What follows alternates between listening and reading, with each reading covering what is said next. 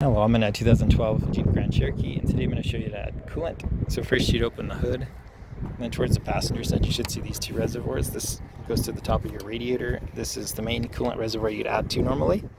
And on the side you can see a full mark, and a low is a ways below that. So you do want some air gap, so it's not supposed to be all the way full. When you work on this system, to make sure the vehicle's turned off and cool down, you don't want to work on this while it's hot. Since this coolant works under pressure and it can get to a boil, so you don't want a bunch of poisonous boiling liquid to shoot out onto you. But that said, when you're ready to add, make sure you've got the proper type of coolant for your make and model. And typically you also match the same color and type that's already in here. It's better not to mix and match if you can help it. But to add, you just open this up, and then with the funnel or straight from your diluted coolant jug, just add as needed to around the full mark. And then pop this to close tight again when you're done.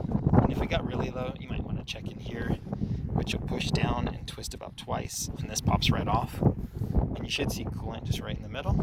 And if you don't, you can just add with your diluted coolant here as well until it's full.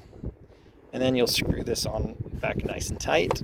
Make sure this one especially is tight so you don't have coolant spraying out while you drive.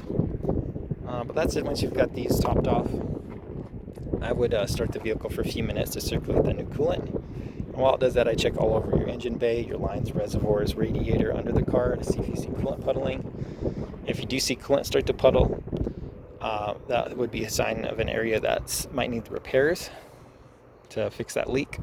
And a way to tell that apart from, say, water condensation is the coolant should have a slight coloration to it. It'll have a slight sweetness smell. And you don't really want it on your skin, but see you have a glove on and feel it. It'll feel slightly slick compared to water. But I hope this was helpful. Hope you have a wonderful day.